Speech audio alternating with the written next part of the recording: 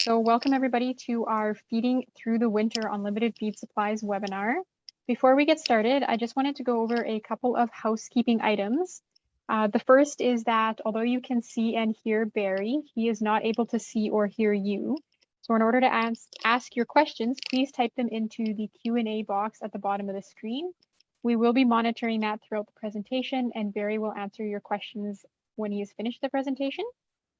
This presentation is also being recorded, so it will be on our YouTube channel as well as our webpage later on next week. And with that, it is my pleasure to introduce Barry Uremcio with Uremcio Ag Consulting. Please take it away, Barry. Great, thank you very much.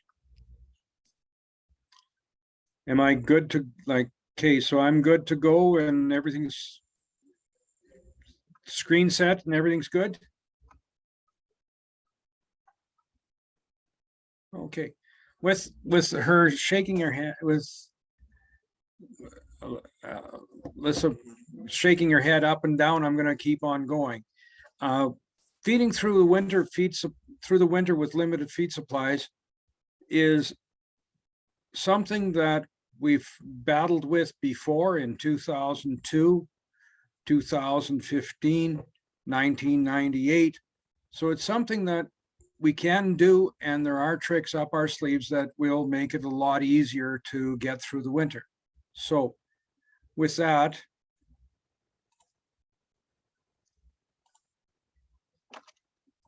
the topics that I'm going to cover is how do you adjust your feeding programs to match the animal's requirements? There's use of various straw and other byproducts as feeding programs, canola green feed, swath grazing. They all have their advantages, but some of them have problems such as high nitrates and sulfur. And of course, the big one that I talk to a lot of people about is dugouts are down. Quality of water is a question. What do we do for next year, and how is that going to impact everything? So it's something that needs to be looked at now, with the possibility of getting some improvements done on dugouts or watering systems this winter with some of the programs that are available. The other things that we want to talk about is how do you optimize or maximize the utilization of the forages that you have. And there are always new people and new products on the market, or old products that resurface every time that there's a feed shortage. The benefits and the costs of processing grain, and how do you know when you don't have a proper feeding program? What do the cows try to tell you? So with any animal, there's a change in nutrient requirements. When is their peak production periods, such as lactation, or is there a need for increased nutrition at the start of the breeding season? But it all follows a cycle, and you need to consider what feeds do I have, when can I use them, and minimize the need to bring in extra nutrients by supplementation to reduce the winter feeding costs. 65 to 75% of your total operating cost is associated with feeding cows over the winter. The other side that we need to watch out for is, how does a nutrition program impact the ability of an animal to have proper immunity and enzymatic function to increase the metabolic efficiency? So this slide is on trace mineral status, but it also applies to any other nutrient that an animal requires. So once you have your optimal conditions met, everything goes along fine. But when you start to see a reduction in mineral, trace mineral, or vitamin components in the ration, the first thing that goes out the window is immunity and enzyme function. So enzymes are needed to improve the efficiency of nutrient utilization and growth. But I think the more important one is immunity. Because once you start losing immunity, you're going to have more problems with sick calves, retained placentas, some of the other passive immunity going over to the calf and sick calves in spring. Once that is compromised, then you get into the production. When do you lose your growth rate? When do you lose the ability of that cow to conceive a calf? Once that happens, and you keep on losing your trace minerals, or you're short of vitamins or energy or protein, you get to a point where you'll have minimal production efficiency. They may do okay, but the calves are generally weak, or you're having problems with them gaining weight because the cow doesn't have milk production to support that calf. And then once you get below that minimum production or reproduction bar that's there, that's where the NRC is set to show that what you need as a minimum in a perfect environment where it's 70 degrees. The barn is where the animals are. They're not out in real world. So once you get below those levels, then you get the symptoms of deficiency. The cows with the ribs that are showing 20-30% open cows, a whole bunch of problems with sick calves. So it goes down fairly quick, but the only thing is it takes a long time for it to come back. First limiting nutrient. This is out of Australia, and a great graphic. You can see that on the left-hand side, they were having production problems with protein being deficient. And your level of production is limited to the shortest stake, or the nutrient that is the most deficient. When they went ahead and adjusted the protein content in the ration, then the second limiting nutrient, energy, becomes the first limiting. So it's a continual cycle of, if you were having problems with a river flooding and you're surrounding your house with sandbags, you're always running around and around trying to put the sandbag where it's needed the most. Same thing happens with nutrients. So it's a continual cycle. It's a continual battle to get things to go. When you've got cows in lactation, that's when their nutrient requirements are the highest and the most difficult to match what the animal needs. So what is the animal requirement? I wish I had an easy answer for you, but it depends on the type of an animal, and that partly to the, is it a flex simmental with a thinner hide so it doesn't stay warm as easily as, say, a Hereford? Is the animal in mid-pregnancy, or is it lactating? Is the cow in good shape? How big is it? Is there protection from wind, protection from snow?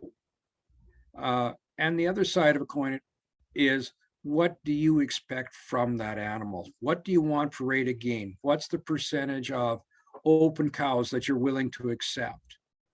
How big of a calf do you want when it's weaned at 200 days? So requirements, what I use as a guideline, and this is from a publication put out by Alberta Agriculture, Animal Nutrient Rules of Thumb, or Ration Rules of Thumb, and it works fairly well. For mid-pregnancy, late pregnancy, and after calving, you have a 7, 9, and 11% protein requirement. Two reasons that the protein requirements go up. At mid-pregnancy, the fetus is maybe the size of a cat. So there's not much of a demand for membranes and fluids and development of that animal. At late pregnancy, at the start of late pregnancy, that calf is about the size of a beagle dog, and 65 to 70% of that animal's weight organ development, bone development occurs during that last 3 months. So that's why you've got the higher protein requirements. And then after calving, another 25% increase because that cow is lactating. Energy requirements go up the same weight from 55, 60 to 65%. A typical good quality alfalfa grass hay will be in that 62 to 64% TDN. Therefore, after calving, it's almost a guarantee unless you've got some really high quality silages, and we've seen some of that with corn this year. You might need 3-4 pounds of grain a day. Mid-pregnancy with 55% TDN can probably get away with a combination of straw and grain, or a combination of hay and straw to meet the requirements. On the side of the calf, it's a little bit more difficult to give you an energy estimate, because what is the rate of gain that the animal needs? And that will really make things fluctuate as to what the TDN requirements are. Now, this chart is used when you're looking at animals that are growing. And this is typically what I would use when you're looking at a purebred operation where they want to optimize growth rates of the animal. They know that they need to get the frame and the size of the animal underneath them before they start growing rapidly. So I look at a 500-pound animal needing 15% protein. For every 100-pound increase in weight, you drop your protein requirement by 1%. If you're a commercial operation, you can probably go down 1 to 1.5% down off these values. So it's continually changing. That barrel keeps on changing shape. So how do you make the best use of the feeds that you have available? Straw, something that works really, really well. The number of calls on, can I use wheat straw, barley straw, faba beans, lentils, canola straw, or even crops that were not combined? Is it suitable to use in rations? And yes, you can. The limitation is the stage of production. You can use more in mid-pregnancy compared to late pregnancy, and the type of straw itself. Your oat straw is probably one of the higher quality cereal straws. NDF values are reasonable. Wheat straw has higher levels of NDF than oats, so it's less desirable, even though oats, barley, and wheat typically have reasonably similar amounts of protein. And then when you get into your faba beans or peas, lentils, any of the brassica type species, they will have a higher protein content and also higher protein, higher energy content. Canola straw depends on how many leaves are off the straw. If there's a fair amount of leaves on there, it can be good quality feed. Some of the samples I've seen are 8-9%. So it can be done. But limitation is neutral detergent fiber is difficult for the animals to digest. It takes longer to pass through the digestive system. So once you exceed 1.2% of NDF and body weight, or the other side of the coin would be 60% NDF in the ration, you're going to see 2, 3, 4 pounds reduction in feed intake. The manure will look a lot lumpier. It won't be smooth. It might even look like a bunch of onion rings or a pyramid. And you can tell that there's problems with the digestion process. The other thing is the left side of the animal, when you're looking from the back end, you'll see that the rumen is extended or distended a little bit, and it looks almost as if the animal has a bloat. So for a straw grain ration for a pregnant cow, let's assume it's 1,400 pounds, they can eat about 2.5% of body weight in dry feed a day. If you add the moisture in there, you're probably looking at 40 to 42% of a straw, hay, or dry feed ration. You can be probably up in that 75 or 80 pounds a day if you're looking at including a fair amount of silage. So your limit is that 60% of intake.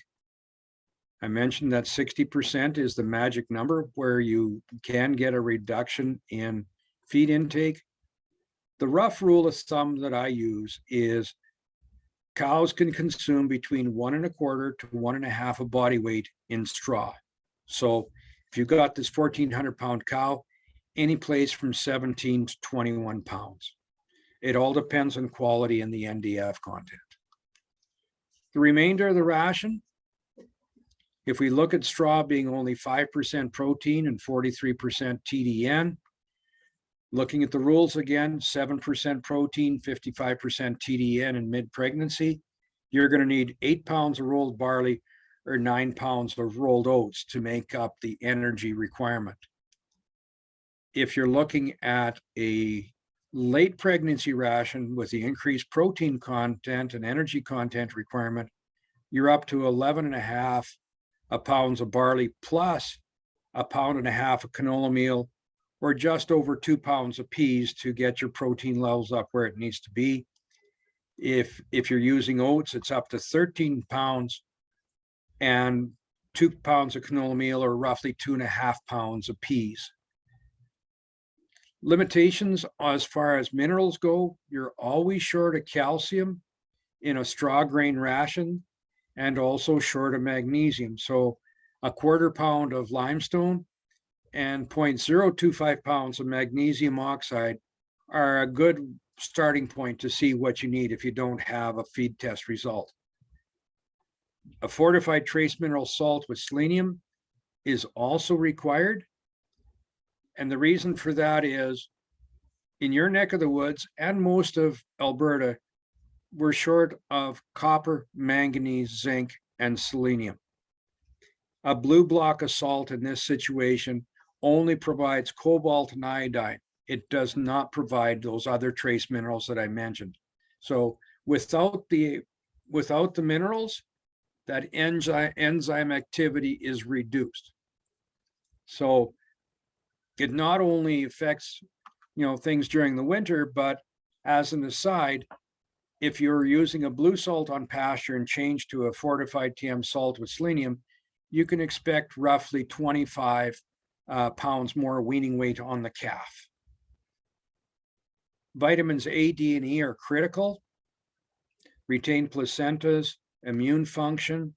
Vitamin E works with selenium for immunity and the development of the antibodies in the colostrum that the calf gets its passive immunity from. So you can't ignore those. And unfortunately, a lot of the minerals that are out there right now, they only provide about 50% of the vitamin E that is required. So a couple rules of thumb that I use as well. A pregnant cow needs 300 IUs per day of vitamin E. And once she starts lactating, I move that number up to 500. For a calf that is just being weaned and is in a different pen or in a high stress situation, 500 IUs per day. After the first 2 weeks, when they settle down, you can bring it back down to 300 as well. So we talked about a straw grain ration. So how about using slew hay or green feed or some other medium quality forages to go along with that straw? You can go with 15 pounds of straw or slew hay along with 15 pounds of green feed. Again, you're going to need the limestone and the magnesium. In late pregnancy, the straw has to come down. So you're looking at about 25 pounds of green feed, 10 pounds of straw or slew hay. And again, continue on with the limestone and the magnesium. A lot of times, if you're looking at a mixture or a pre-made mineral to handle this type of a situation, you're looking at something that's probably 16 to 20% calcium, 3 to 4% phosphorus, and probably about 4 to 6% magnesium. That way you don't have to mix all these different ingredients on the farm. It does work reasonably well. Now, Melissa, I see that there's a question up there already. Why don't we take it as we're going along, and maybe that'll stir some discussion. So the question is, how about if it was green feed bales? Is there enough protein in it? Most of the times there's enough protein in a green feed bale to be fed alone. This year, with less straw being a shorter crop and it developing faster, in a hot, dry year, your protein contents in both the grains and in the forages tend to go up by 2 to 3%. A lot of the green feed that I'm looking at this year is up in that 12 to 14% range, where typically it's 10 to 11. So the only way I'll know for sure is to have a feed sample taken and look at the analysis. I'm sorry, my crystal ball's in the shop. They can't get repairs, so it's not much use to me right now. Low quality forages after calving, straw is not an option. Keep your best quality feeds for last when you've got that calf on the ground sucking the cow. Straw, high fiber, low energy, low protein, it doesn't work. If you wanted to go with this high straw ration and feed grain because you are completely out of forages, you're probably looking at someplace between 16 and 18 pounds of grain a day. At 17 cents a pound, you got a question, is it worth it, or how do I manage it in a different way? Protein is definitely be needed, probably someplace in that 3 to 3.5 pounds of canola meal, your trace mineral and vitamins the same way as they were before. Okay. Got something coming up on my screen here that doesn't belong, so I'll get rid of it. There are other feedstuffs available, cull potatoes or potato byproducts such as French fries. They all can be fed to cows or other ruminants. They are 80% water, so I would say that the maximum that you can put into a ration on a dry matter basis is about 15 to 20%. But I know out of Edmonton in the years past, when they cleaned out the storage facilities with Alberta potatoes, or the Edmonton potato growers, I'm sorry, they would sell that for $10 a ton. You had to come up and take them home. So if you do have the opportunity to use potatoes, they are a good source of starch. Same energy content as barley. Protein contents, 9.5. So it's not bad at all. What people do, if they do have raw potatoes, they like to chop them up into smaller pieces. If you can pick them up over the summer, put them into a silage bag and let them in sile. Now, the trick to make this work is the bag has to be set up on a slight slope. You fill at the bottom, seal off the bag at the top, let it ferment. Those potatoes will actually cook with the fermentation that goes on. Water will be released. So once you see that the bottom of the bag is starting to accumulate water, cut a very small hole, let it drain off and lose all that extra water, and you'll have a high quality feed. Once the water stops leaking out of the bag, seal it up so you still have a proper fermentation environment. The only problem that you have with some of these potatoes is if you have a lot of green color, where the potatoes have been exposed to sunlight, no different than what you have in the garden, it can accumulate solanines, which will irritate the digestive system, cause nervous problems, uncoordinated movement by the animal. So if you do see that there's a lot of greens in there, you gotta pull them out. With the French fries, the other side of the coin, it can be used, or cull French fries or fries that are, out of a restaurant. They can contain up to 30% fat. So again, 3-4 pounds of potato French fries is about the only thing that you can put into a ration before you get a digestive upset with too much fat in the rumen. But fat, a pound of fat will replace 2.5 pounds of barley for energy. So it's an option to help reduce the amount of grain that you need as well. Something that a lot of people are using this fall is grazing and baling crops. Yes, it's getting a little bit late for this, but if you had a bunch of rain in August and September and you got a bunch of crop regrowth, they can be very high quality. Prior to heading or at the flowering stage, 14 to 16% protein, 60 to 65% TDN. So if you had thin cows and you weaned them off, this regrowth is really, really good to put weight back on the cows. If the cows are in good shape and the calves are big enough and they eat a bunch of the regrowth, they will grow very well as well. But in dry conditions, when there hasn't been much of a crop the first time, there's not much there, not much nitrogen utilization by some of these plants. So we might have problems with nitrates and high sulfur content, especially in the canola regrowth. Another question there, Alyssa. Let's take it as we go.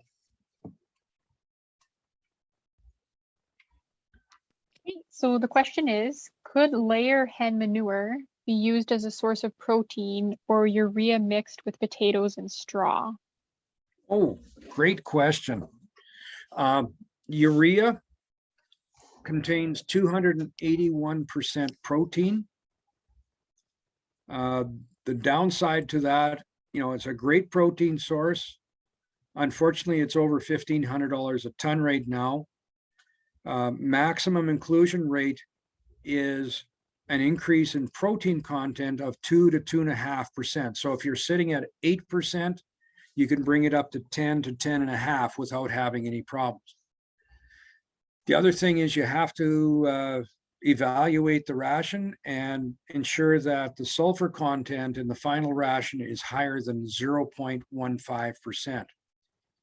When you get protein from a plant source, there's always a little bit of sulfur in there to be used when they break down the proteins from plants and rebuild them in the metabolic system. There are 4 amino acids that require sulfur. So that's why you make sure that your sulfur level is up at 0.15%. Otherwise, those nutrients are going to go through without any benefit to the animal. Nitrates, the other thing that what I mentioned before, cattle are the highest risk. As you get away from a true ruminant, sheep are better at it, they're more tolerant, but horses and pigs, basically, they're not susceptible. Or how many times do you feed forage to a pig or a chicken? What happens in this situation is the nitrate is converted to nitrite. Then if it's broken down when the balance is there, it's changed to ammonia, and then it goes out in the kidney as urea into the urine. But if you have a high nitrate level, nitrites accumulate, it changes hemoglobin to methemoglobin. Yes, you do get the ammonia conversion, but when hemoglobin changes its form, it's not able to release the carbon dioxide in the lungs, so it can't transport oxygen from the lungs to the tissues, and that's when you get the deaths. Typically, if you're on a higher nitrate ration, it'll occur in the last trimester of pregnancy, and that's why you see dead calves a month or 2 months prior to calving. So usually what we see is acute poisoning when concentrations are 1% or higher, depending if that animal has been acclimatized to the nitrates or not. So generally, if you have a problem, what you find is a dead animal. If you have a green feed that was put up tough, nitrates will be converted to nitrites in the bale, and nitrites are 10 times more toxic to a cow than the nitrate form. So basically, you can prevent nitrate poisoning with proper management, taking your time to get the animal to adjust to the higher nitrate levels, and toxicity, unfortunately, not recognized until the animals are found dead on the pasture or in the feedlot or in the pen. Sulfur, if you're in a feedlot or a high grain ration, 0.4%, sulfur lower is enough to lower the rumen pH. The bacteria that are responsible to produce thiamine, which is needed to prevent the brain swelling, are killed off, and the animals die. It's where you get the polio from. The other source of problems with sulfur or water quality, promoting or providing sulfur in the rations. This was in Saskatchewan in 2017. They moved animals from one paddock to the next. Hot, dry summer, water levels were down, water quality was down, and they lost 200 head in about 5 days. So when they checked the pen, they found all these dead animals and didn't know what had happened. So they took a water test, and they found that sulfur was extremely high. So they did a sampling program.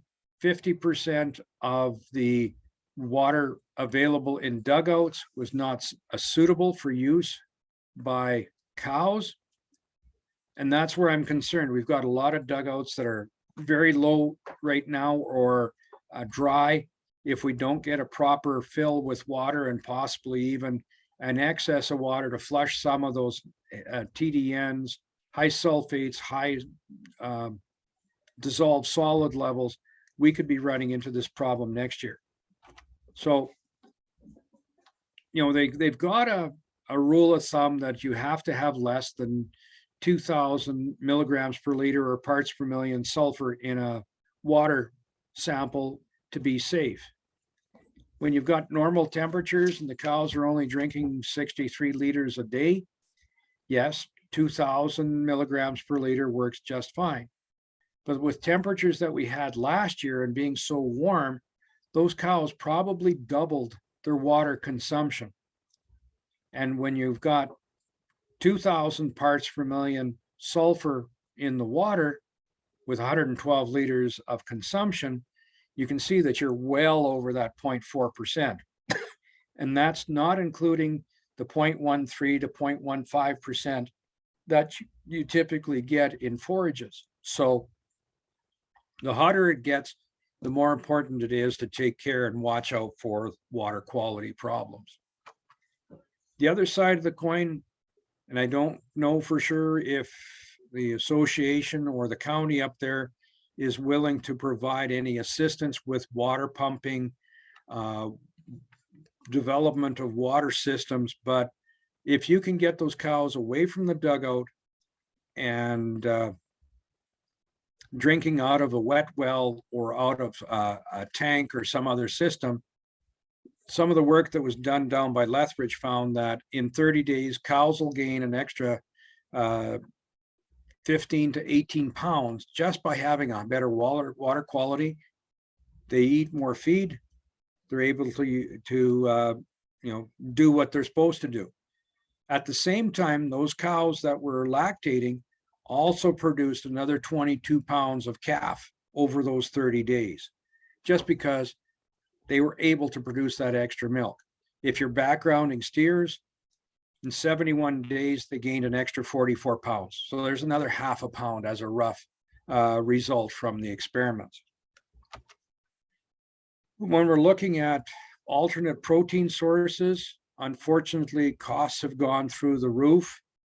But if you can find some screenings from a seed cleaning plant, or if somebody's had a bin that's gone off with a little bit of heating and there are no red, blue, green, or pink molds, these products can be used. 24 to 40% protein, depending on what they are. Energy levels are really good. From oats to barley to even up to corn levels of energy. The only problem I have with these alternate protein sources is you're probably going to have double to triple the amount of phosphorus that you would find in normal grains when you're looking at a corn or a wheat distillers. Don't get me wrong, it's a great feed. You just have to adjust your feeding program to include more calcium in the ration. So urea 281%. There's some of the different products that are available for protein sources. The only thing I'm finding as a problem is where do you find them? And when you do find them, what's it going to cost you to get them home? Brewery products, if you're fortunate enough to be close to a microbrewery or a major brewery in Edmonton, for example, or a plant such as Alex that is a malt plant to develop the products needed for making beer. Brewer's grains, 28% protein, good product. Cows like to eat it. Can have up to 9% fat, so higher energy contents than most of the grains. Great product to use if you can get it or get a contract to be supplied. The only thing is, if you're using it into summer when it's getting warm, you want to make sure that you're using it up within a couple days. Otherwise, it will go sour and the cattle will go off feed. Wheat mids, wheat mill run, same thing. Products that come out of a flour mill, good proteins, low calcium, high phosphorus, and good energy. So it's another option that you can look at. Oat hulls and oat groats. There are some oat plants in the province, one being at Nemeo. Proteins aren't great. It can be used as a filler, no different than a high quality straw. Limitations, again, up to 20% of the total total ration. Oat groats, a little bit higher quality, a lot more difficult to find, but an awesome feed to get for a filler. Urea, we chatted a bit about this earlier. When you're looking at a feed tag or a supplement or a mineral or even liquid molasses products, that second number. So if you've got a label that says 3218, 32% is the total protein in that product, with 18% coming from urea. Animals over 450 pounds can utilize the urea. Smaller than that, not good. They don't utilize it. The other side is you need to have a minimum of 3 pounds of grain to utilize the nutrients properly. They need the starch to bind with the urea or with the nitrogen. Urea helps feed the rumen microbes. Some of them only have a 20-minute lifespan. So when they die, they're passed down the digestive system, and that's where the microbial protein is used to help feed the animal. Bale processor to feed cows or to feed cattle in general. What we found was bale processors on snow, 19% loss. Using a bale unroller, 12.3%. The big thing was it's not the physical loss. You're losing the higher quality portions of the feed. Anything that is shredded or broken into pieces less than 3/4 of an inch, the fine leaves, the flowers, that's what's going to be lost. So your protein losses are higher than the physical losses. If you're looking at silage on snow, you're also getting that 20, the losses were 28%. I would assume that we had a problem with the guy that was running the truck and putting the feed out to the cows. He underfed them by 30%. So I would expect that number to be closer to 30 to 35% loss. Now, I know that Lara did some work on bale grazing. back in the mid 2000s to 2010, if my dates are right, they found that there's a 20% loss with bale grazing as well.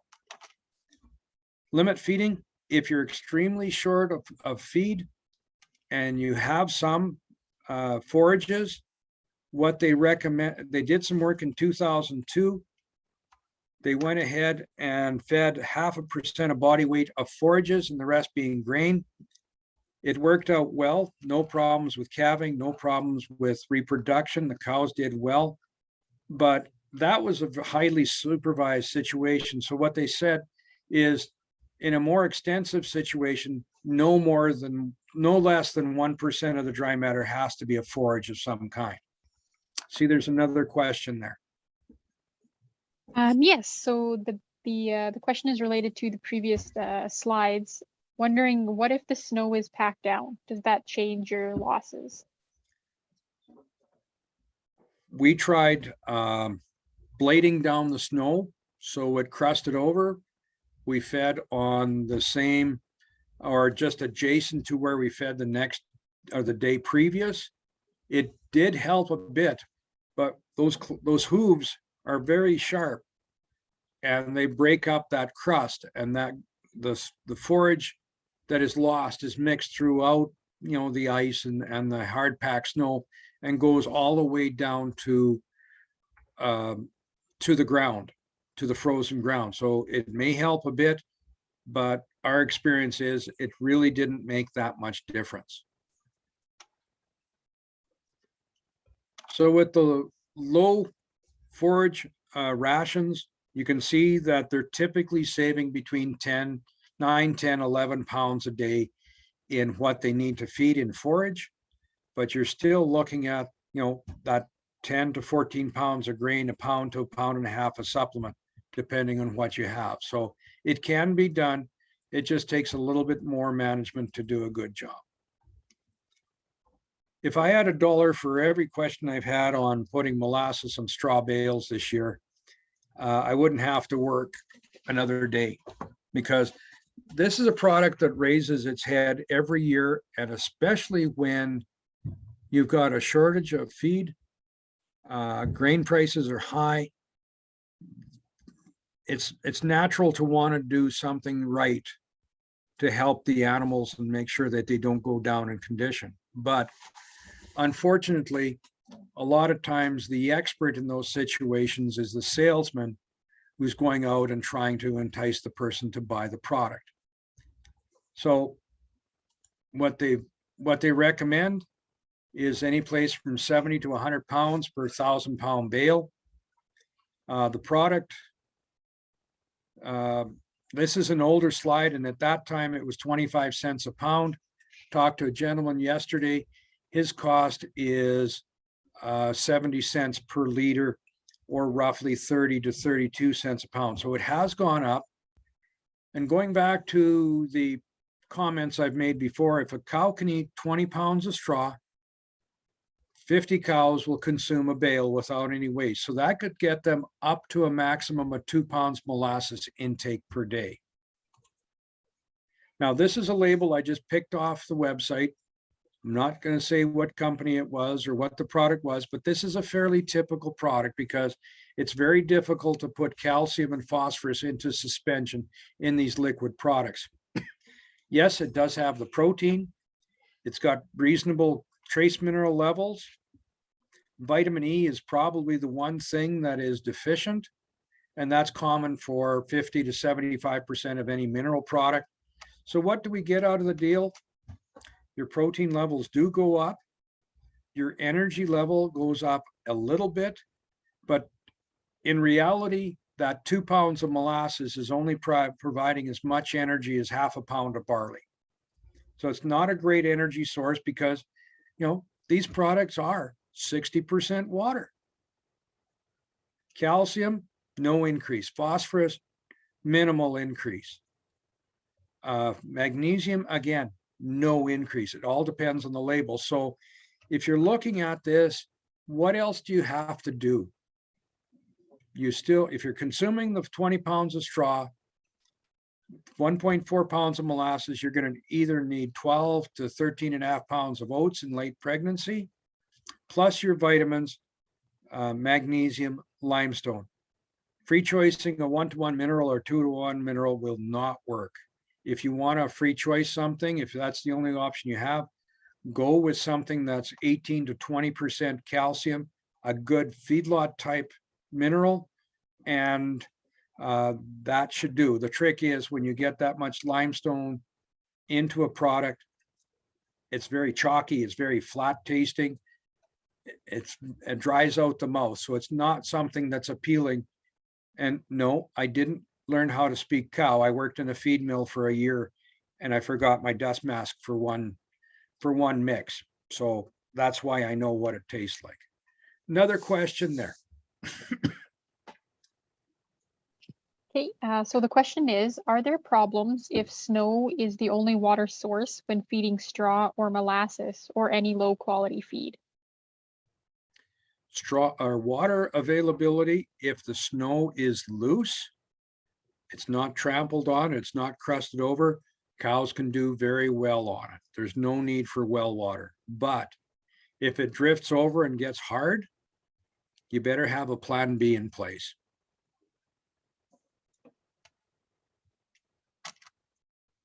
Salt and mineral supplementation, free choice, not the best way of doing things. And a lot of times guys are feeding silage or feeding grain mixes. That's the preferred method of supplying it. You can see that, days between visits for cows could be up to 5 days. And unfortunately, when they do come back to that salt box, they could be eating 1.6, 1.7 pounds per day. So getting that regulation or a balanced approach so that they're eating something every day, it's very difficult to do it when you're offering it free choice. Another question there. So what if you are feeding half straw / molasses and a half hay at the same time? Will that be sufficient? Generally, it will work, but you've got to be careful. What's the quality of the hay? If you're using a slew hay that only has 5% protein and 4% protein in the straw, no, that doesn't meet the 7% minimum. And that's when you're going to see the manure piling up like a pyramid or looking like onion rings on a stack. The left side of the rumen is distended. So again, it can work, but it also can be a problem. So it's very difficult to give you a precise answer on that one. If you're having troubles with cows eating enough mineral and vitamins to meet the requirements, what you can do, or what you should be doing, is adding the salt and the mineral together so it mixes. Cows do have a craving for salt. They don't have a craving for any of the other minerals or vitamins. So salt is the enticer. Add your limestone, add your magnesium oxide, vitamin A, D, and E, and vitamin E. If they aren't eating enough, two things can be done. One is put a 7 to 8 pounds of molasses into a bag of mineral. The other thing is cows will consume roughly 70% of their mineral at night. So put a salt station where the loafing areas are. Cows get up, they walk around, they look for something to do. They'll eat their mineral to spend some time before they go lay back down. Getting into some quick short snappers, but these are, both economics and utilization of the feeds or use of the feeds. Calves under 700 pounds chew the feed very efficiently. You don't need to roll it or grind it. Once they get over 700 pounds, they gulp their food, they don't chew. So that's when you have to roll it so that they will ruminate and utilize the feed. The rolled grain should be between 70 and 75% of the original bushel weight. If it's too light, it's too fine. If it's too heavy, they're not enough processing. And if you run the material rolled product over a 1 millimeter screen, you should have no more than 5% fines. Maximum is 7, because then you run into problems with bloat and acidosis.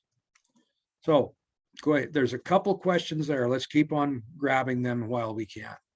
Yeah, so it's related to the previous slide, asking if free choice mineral is very inefficient then as a way to provide mineral to your animals. It is inefficient because you'll have the boss cows that'll take more than the more timid cows. Some cows don't even come to the salt station, but they will all come for silage and they'll all come for grain. If you're spreading feed out with a processor where you've got a grain tank in the back and you're mixing the grain and the mineral together, a lot of that mineral, and I'm going to say about 85 to 90%, or some of the numbers that I've seen, the mineral falls onto the ground and is lost. So you don't want to put mineral on the ground or on the snow. It's just a waste of money, and you'll run into nutrient deficiencies. There's a couple more questions. Yep. Is there an issue feeding straw with the molasses mix one day and hay the next day, alternating? The straw alone has 7% protein and the hay is all 10 to 13%.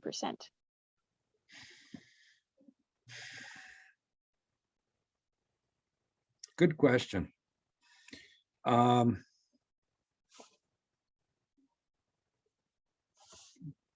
long as the overall nutrition of that animal over 3 or 4 days matches what they need, you're not putting too much NDF in the ration. They've got enough protein to stay at that 7 or 9% pre-calving. It does work fine. It's no different than people that are corn grazing when they only have 8% protein. The cows will eat the starch and off the cobs and the leaves first, and then after the second and into the third day, they're left with some leaves and a lot of stock material.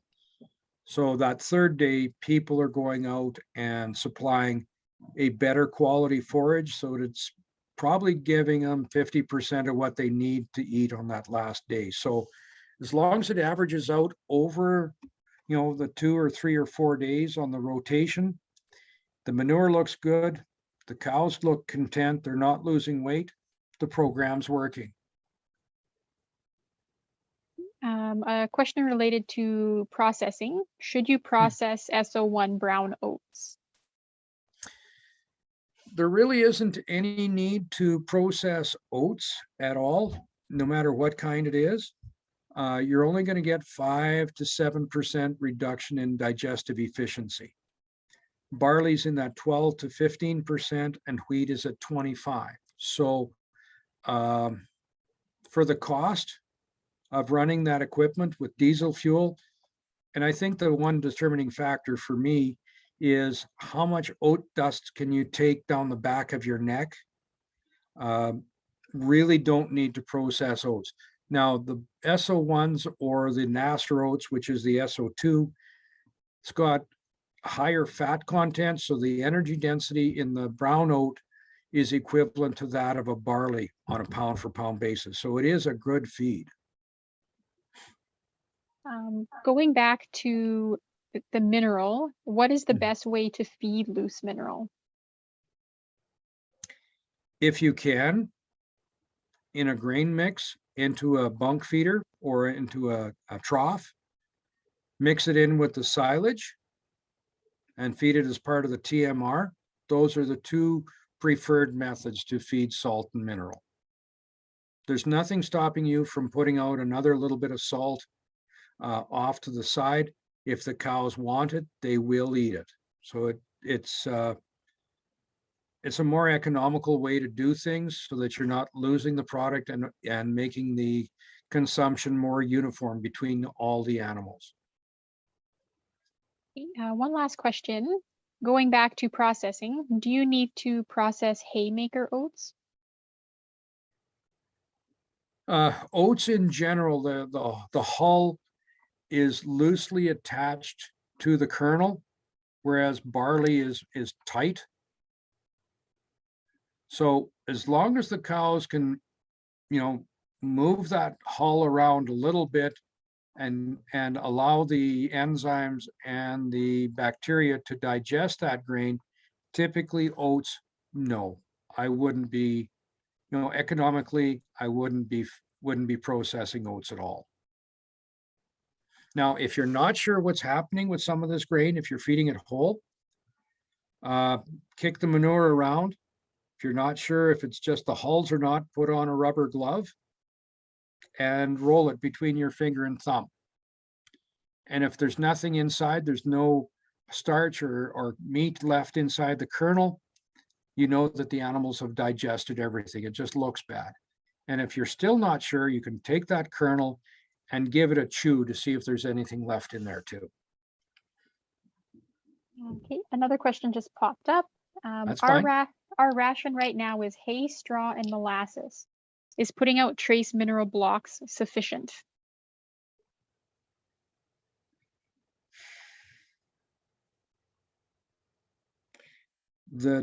If you're talking about trace mineral blocks, something, like a brown or a green block of salt, then no, because you've got no calcium in that. Putting out a tub that has calcium or phosphorus in it, typically the maximum amount you can find in those is usually 2 or 3%, because it doesn't stay in solution. So they'd have to eat 8 or 10 pounds a day of that block to meet their calcium requirements. So unfortunately, in these rations, getting a feedlot type mineral with that 16, 18% calcium, 3% phosphorus, or mixing something at home is probably the only way you're going to get the trace mineral balance working properly. Okay, a couple more questions just popped up. Do you want to keep answering questions or continue Let's with the keep on presentation? going. Okay. Going back to brown oats, what kind of nutrients are in a rolled up green feed type bale? Are they good or not so good?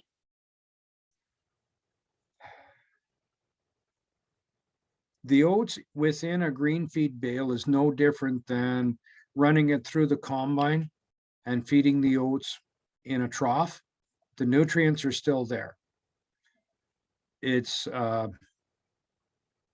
reduces the cost of putting the feed in front of the animals.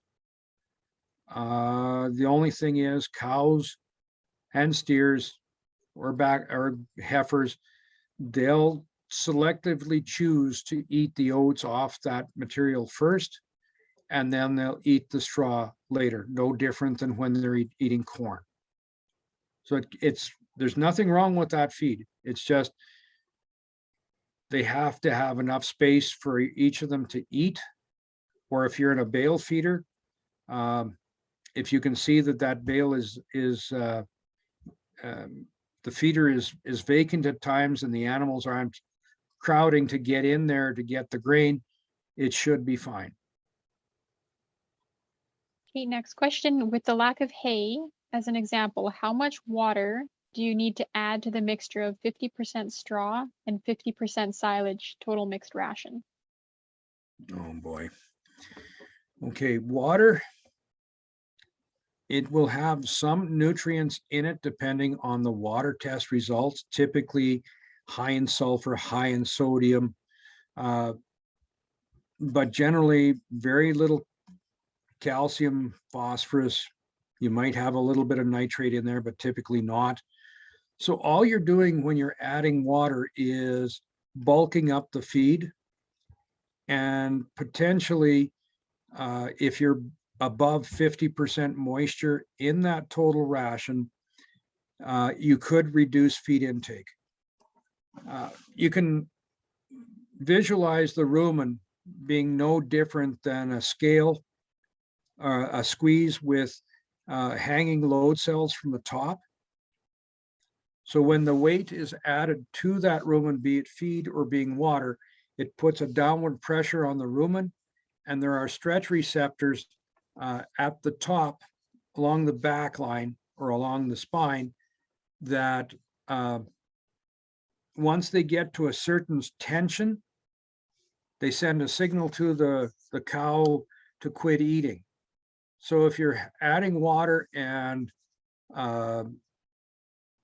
you're getting a high level of moisture in that final ration, they could be filling up in water and not getting enough dry feed. So I really, unless the water is needed to reduce the amount of dust and the potential for respiratory problems, there should be enough moisture in that silage to make everything mix properly. And if you're adding the mineral to that silage in that mixture, generally the water on the silage with the silage alone is enough to bind the mineral so it doesn't separate and come out in big quantities over certain areas of the feed. Going back to minerals, how come some years it takes a group of cows a day to eat a loose bag of mineral and other years it takes the same group size a week to consume it? I wish I knew the answer to that one. Different companies have different enticers in the mineral. Some of them use anise, which is a licorice flavor.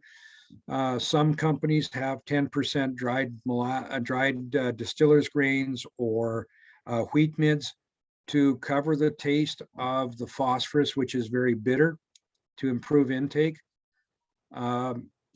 Water quality. If you have the high sodium water in a drier year, that'll reduce salt intake.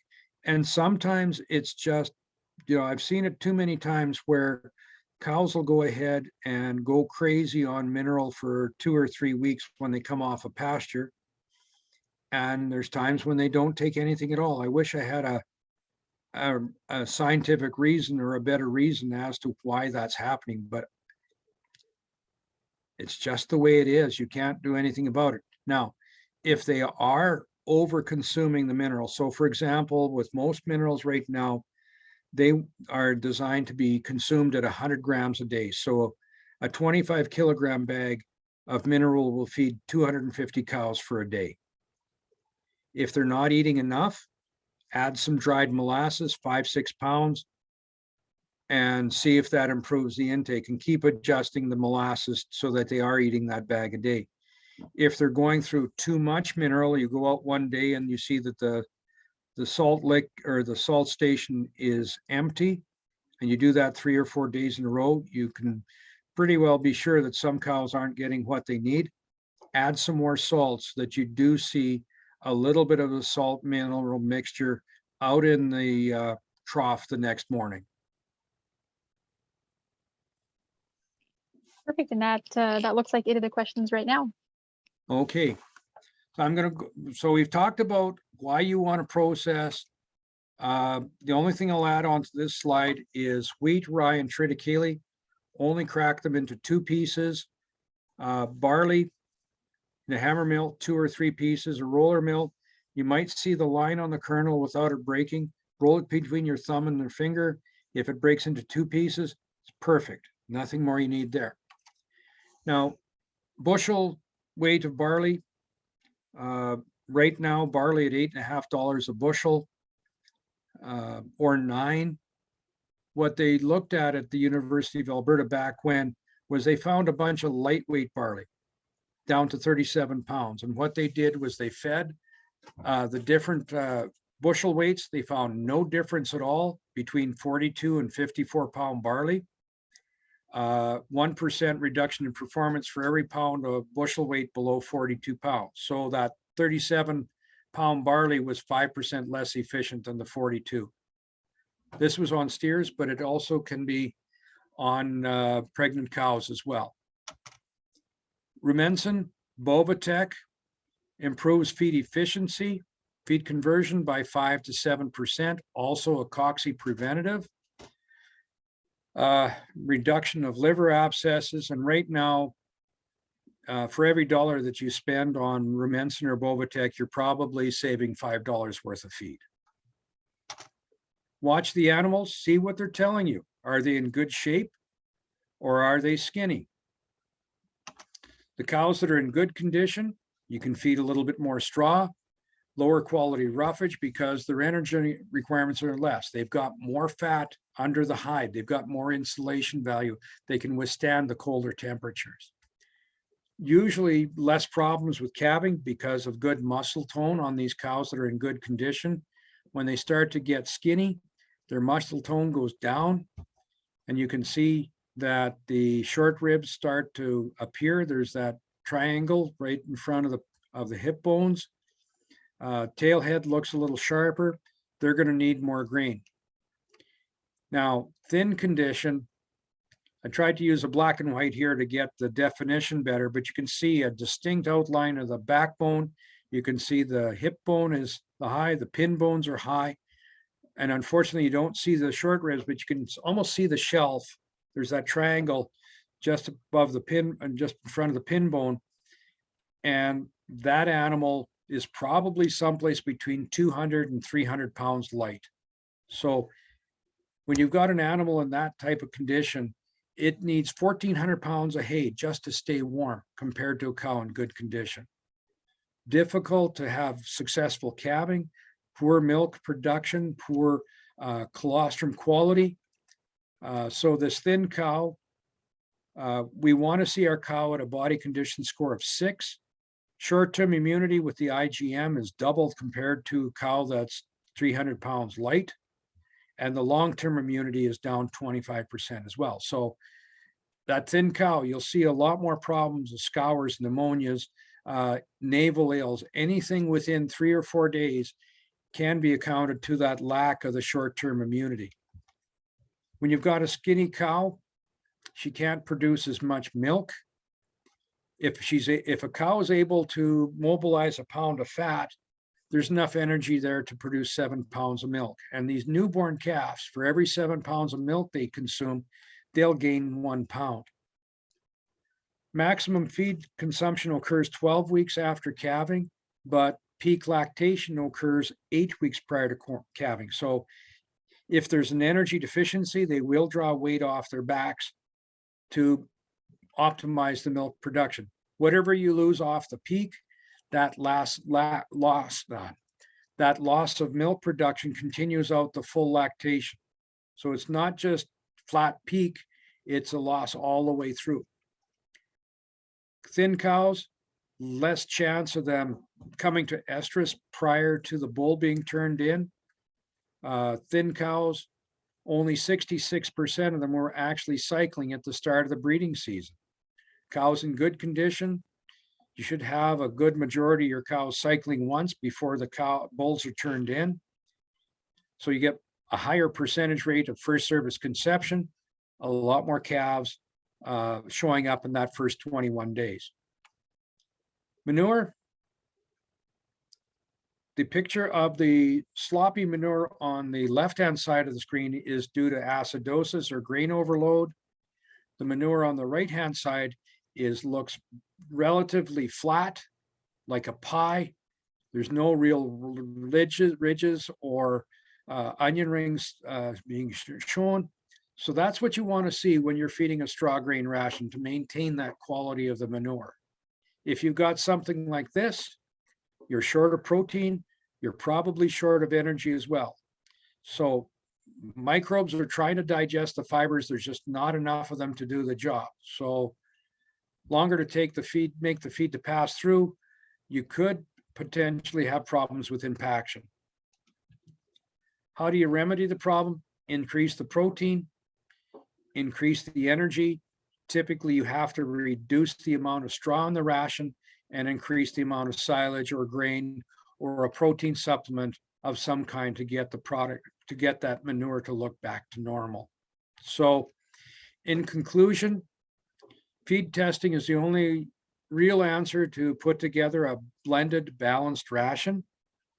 Use your poor quality feeds at the start of the season when the cow requirements are the lowest, and save your better feeds to later.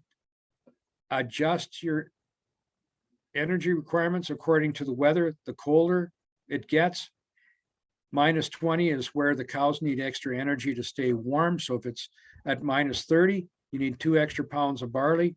At -40, you need an extra 4 pounds of barley per head per day. When you're building these rations, if you've got a program that works well and you can use it properly, you can build your own rations at home. I'm not denying that. But if you need a second opinion, or if you're not sure what you're doing, get help from a nutritionist. You guys are close to the Saskatchewan border where you can get help from North Battleford. That's your closest ag rep in Saskatchewan. Or if you want to use somebody from a feed company, a feed mill nutritionist, or somebody like me who does this for a living, there's a number of different ways to get second opinions on what's going on. Big thing is separate the cows, keep the thin ones away from the good condition cows. Second calvers and bred heifers should be within those, the thin cows. And I know COVID is a little bit of a hassle, but get a neighbor to come across and look at your cows once every 3 weeks to see if they're in good condition. Provide them with a cup of coffee and a piece of pie or a piece of cake, so that you can get a good visit in and still have that second set of eyes to see what's going on, because the changes are gradual and a lot of times you don't see what's happening. Pardon me. See, there's another question there, Alyssa. Yes. A couple, actually. We have been grazing pastures, sloughs up until today. What comments do you have on this practice to extend our feed supplies? And they are calving in February. If it's perennial forage that had some good regrowth on it with the rains that you had up there in late August and parts of September, and you got the good regrowth, the quality of that forage is going to be excellent. And you can tell that by either the cows gaining weight or the shape of the manure. If you're turning them out into stubble and they're getting down to the bottom of the barrel, again, the manure will tell you that those cows are not getting enough groceries or a high enough quality of a grocery. So it can be done without any problem. Okay, another question is going back to nitrates. When you're feeding high nitrate feeds, how do your considerations or concerns change when you're feeding a pregnant animal versus a non-pregnant, as well as early versus late gestation? Okay. It takes 3 or 4 days for the rumen bacteria to adjust to having nitrates in the feed, so they get more efficient at passing it through the metabolic system and putting it out through the manure. After 2 weeks, the number of red blood cells circulating in that animal also goes up. The bone marrow recognizes that there's a shortage of oxygen to the tissues, or an impediment for getting the oxygen to the tissues. So they produce a lot more red blood cells.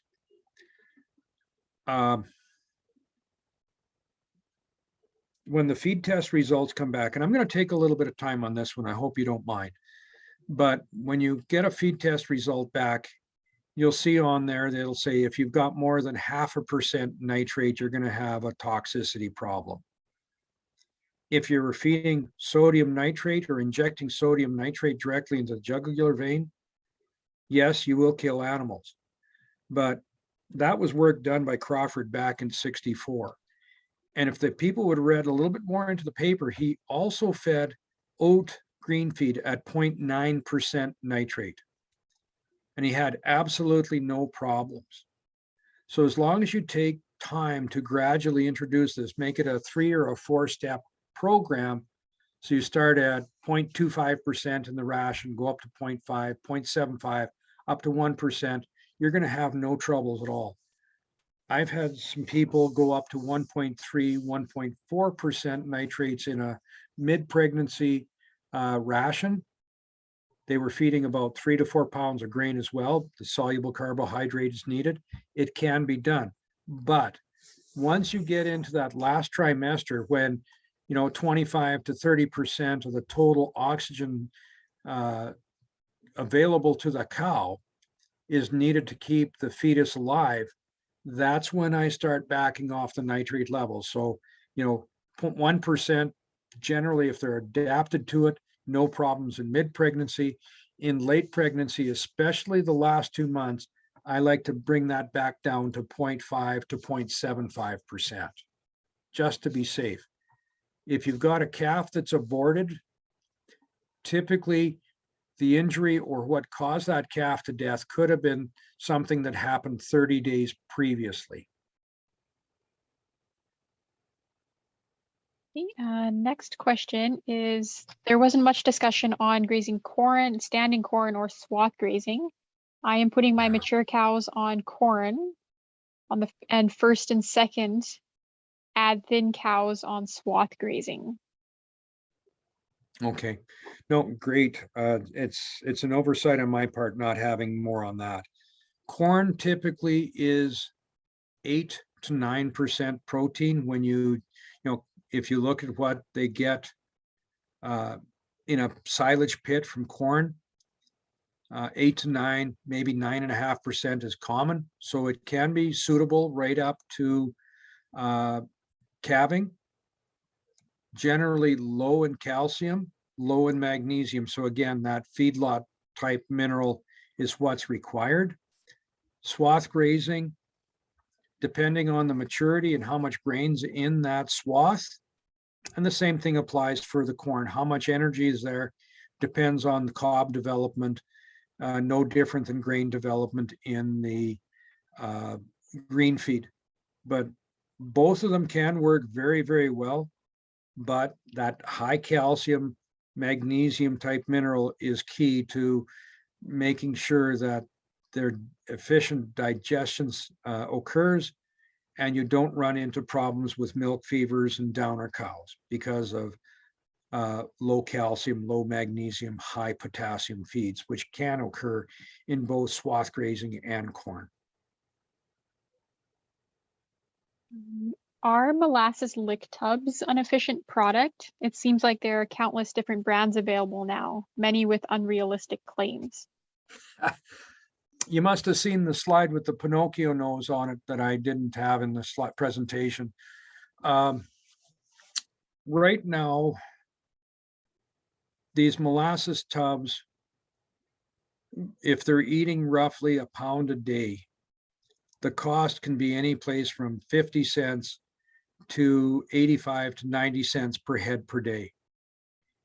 It's something that does contribute to the overall well-being of the cow, but there are a lot more economical ways of doing it.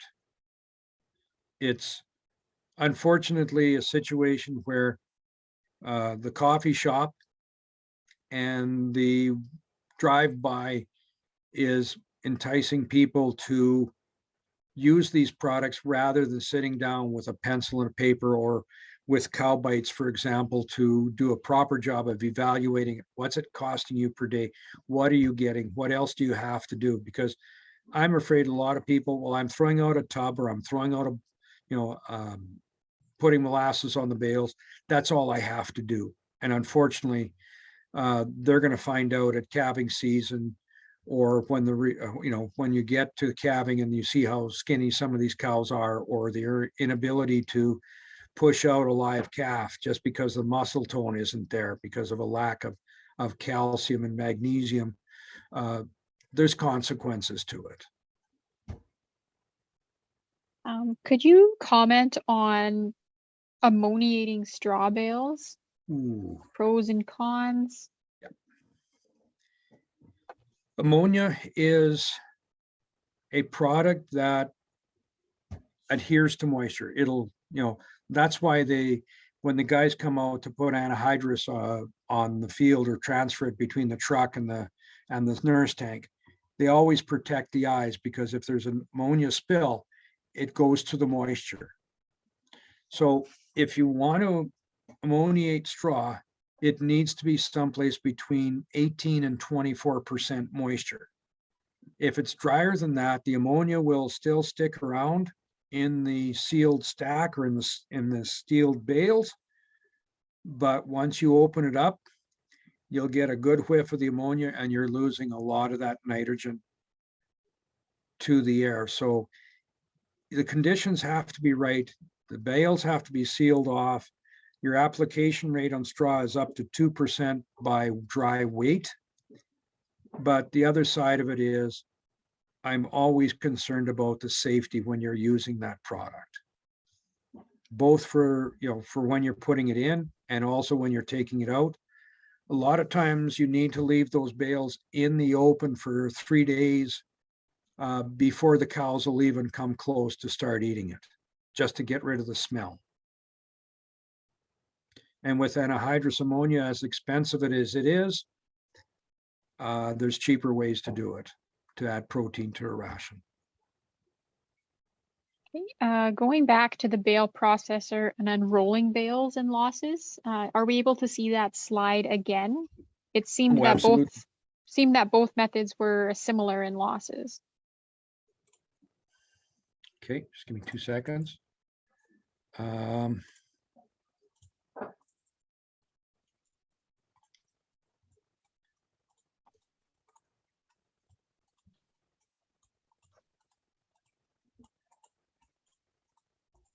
Whoops, go this way one. Okay, so with the bale processor, unrolling it onto the ground, 19.2% physical loss. With a bale unroller, it was only 12.3. The protein losses and the calcium losses are almost identical because 75% of the loss in the bale unroller was the fine leaves and the flowers. They were able to consume more of the stems because they were longer and they could pick them out of the snow. Whereas the bale processor, a lot of the stems were broken down into smaller pieces, less than 3/4 of an inch. And therefore they can't pick it up and you're still losing a lot of the protein and calcium. Did that help?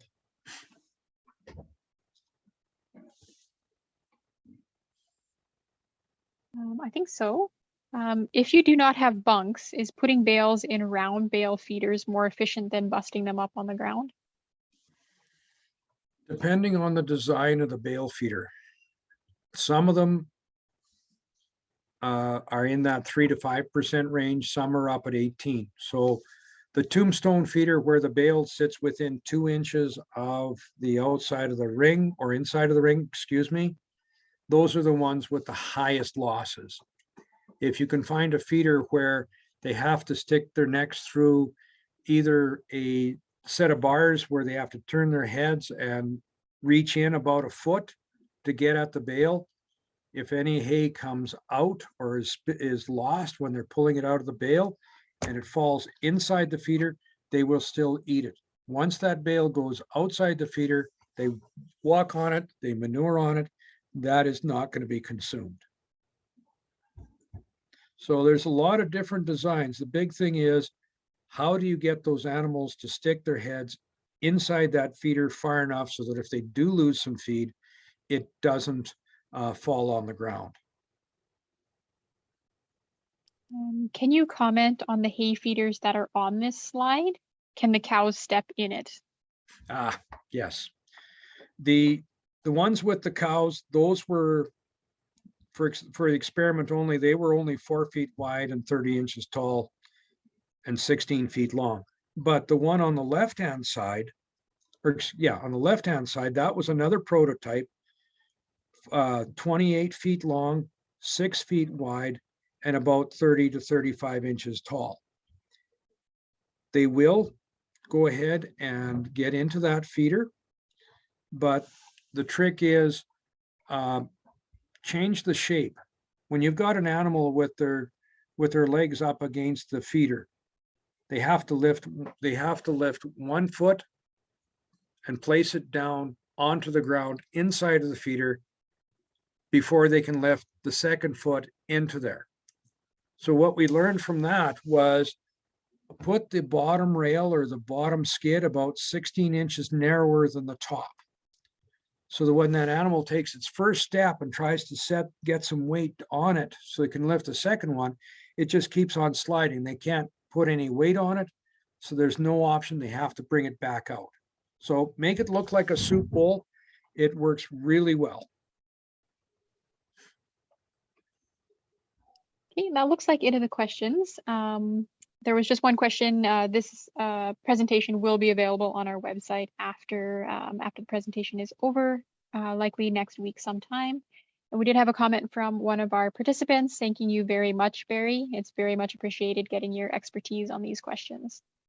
No problem at all. Glad I could help out. And if there are no more questions, then I will say a huge thank you to Barry for taking the time to do this presentation tonight. I know there were lots of questions, so it's very much appreciated getting those answers. And I was impressed with the number of participants. This was probably one of the best attended webinars that I've done this winter. So hats off to Lakeland Applied. We are so glad to be able to answer some questions for our local producers. I know there's been a lot.